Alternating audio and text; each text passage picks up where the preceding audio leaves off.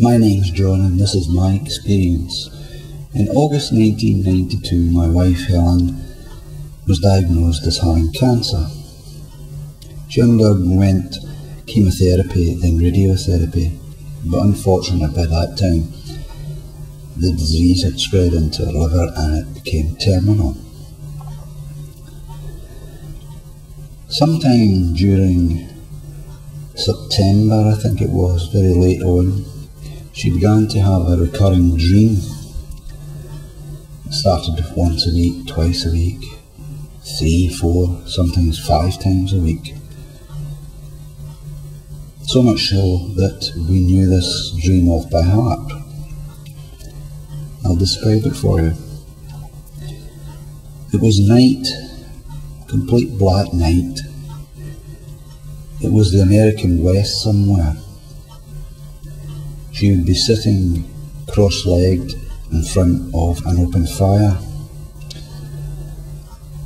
And after a while, out of the darkness would come this American Indian, sit down cross-legged across the fire from her.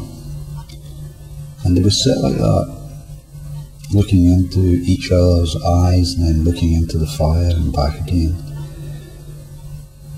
But after a while, the Indian would begin to speak to her and she spoke to him, and they had this conversation. And as I say, this went on week after week after week. When I asked her about the conversation, there was 2 curious things about it. She could never remember what was said, and she was absolutely convinced that they actually spoke not in English, but in some Native American language. When December came around, that dream stopped and a new one started. This recurred over and over again, like the first one, up until I think the 3rd week in January of '93. In this dream, however, it was daylight.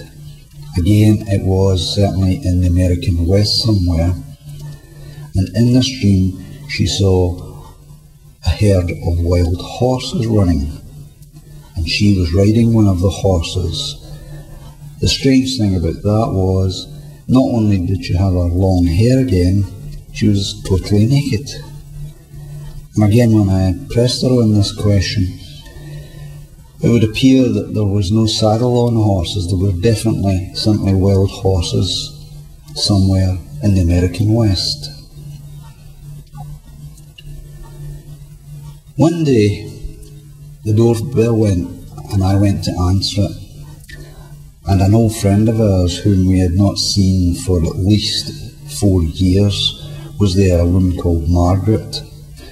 Now Margaret is a Greenockian but stays in Paisley, and as I say, we hadn't seen her or been in touch with her for about 4 years. But there she stood, and before I could say anything to Margaret, she launched into an explanation.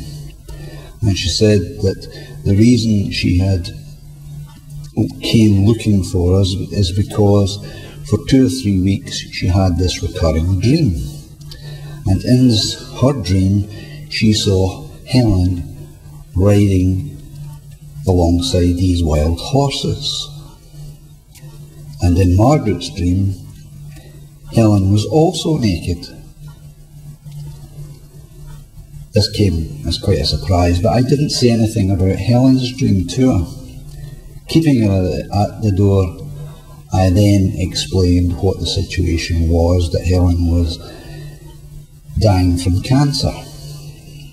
She came in and stayed 2 or 3 hours chatting about old times, etc., etc. But finally the conversation of Margaret's dream came up, and Helen then explained that she had been having the same dream. We were all quite astounded by this, of course.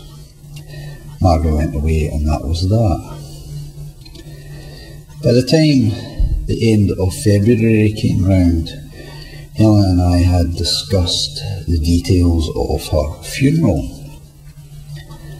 But then there was one last question to be asked, and that was what was to happen to the cremated remains. And At that point, Helen asked me if I would take these remains in a casket to America and have them buried on a native reservation.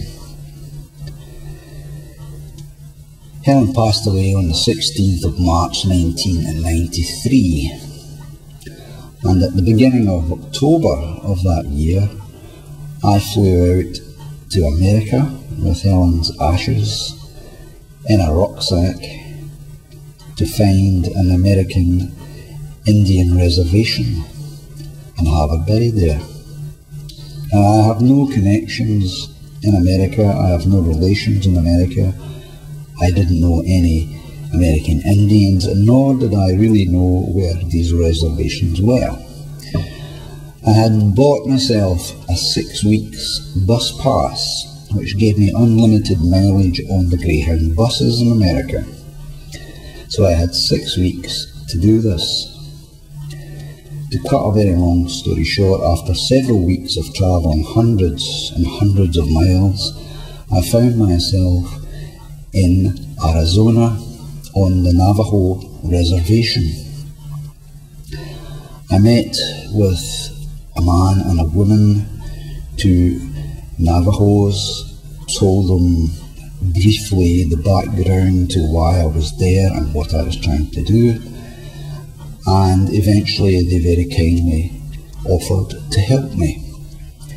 We arranged to meet at a designated point in the reservation the following day.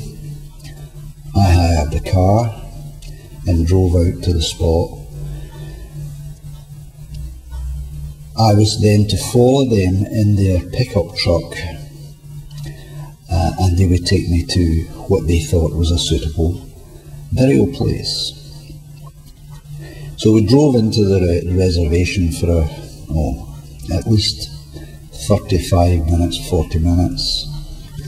They pulled up and I pulled up behind them. I got out and was invited into their pickup truck, and we started up this rather steep hill. At the top it went really rather flat, and we got out.